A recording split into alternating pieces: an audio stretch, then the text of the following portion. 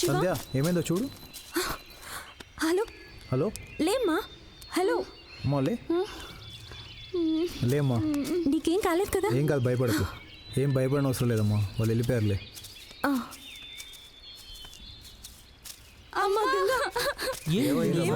ఏమైంది? ఏం జరిగిందమ్మా? బాబు మా పానాలు నిలబెట్టారు బాబు. అయినా ఏంటిదంతా? వాళ్ళు మీ అమ్మాయిని ఎందుకు చంపాలనుకుంటున్నారు? వాడు దుష్టమాంత్రికుడు. కన్నెపిల్లని బలిస్తే అతీంద్రియ శక్తులు వస్తాయని ఇలాంటి దుర్మార్గాలకి పాల్పడుతున్నాడు. షిట్, ఎర్త్ నుంచి మూడు వరకు మనిషి వెళ్తున్నా వీళ్ళు ఇంకా మూఢనమ్మకాలతోనే బతుకుతున్నారు. దేవుళ్ళకి, దయ్యాలకి, యానిమల్స్ని, మనుషుల్ని బలి ఇస్తే ఏవో శక్తులు వస్తాయని, కోరికలు నెరవేరుతాయన్న అజ్ఞానంలోనే బతుకుతున్నారు. మనిషి రోబోను తయారు చేసి ప్రపంచ పరిజ్ఞానాన్ని పెంచుతుంటే మనుషులు మనిషిని మూఢనమ్మకాలతో బలి ఇవ్వడం ఏంటి? ఛా! మా బిడ్డ ప్రాణాలు కాపాడావు బాబు. నీ మేలు మర్చిపోలేం బాబు. వస్తాం బాబు.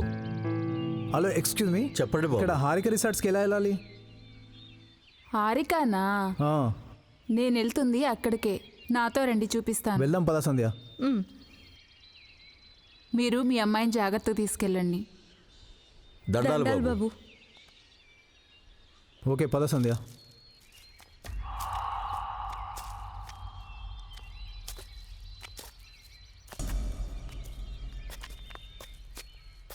మీరొచ్చారు కాబట్టి పెద్ద గండం గడిచిపోయింది.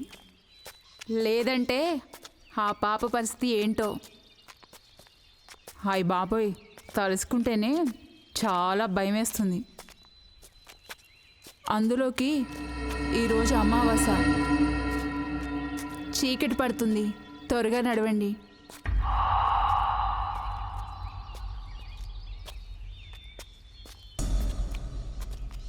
పదండి పదండి, త్వరగా బంగ్లాకు చేరుకోవాలి. అవును, అమావాస్య అంటే ఎందుకు అందరూ భయపడతారు? అవును, ఎందుకు? అమావాస్య రోజు ఆత్మలు తిరుగుతూ ఉంటాయంట. అవునా? ఎవరన్నా వాటికి ఎదురుపడితే చంపేస్తాయనే భయంతో ఈరోజు ఎవరు బయటికి రారు. పిచ్చి కాకపోతే శరీరం లేని ఆత్మ మనిషిని ఏం చేస్తుంది? అయినా 20th సెంచరీలో మిషన్ కంటే ఫాస్ట్గా మిషైల్ లాగా మార్స్లో అడుగుపెడుతున్న మనిషి ఈ ఆత్మల్ని గీత్మల్ని నమ్మడం నాకేం అర్థం కావట్లేదు. ఇదంతా ఏంటో బుల్షిట్. అంతే బాబు, ఏదైనా తమ దాకా వచ్చేదాకా అర్థం కాదు.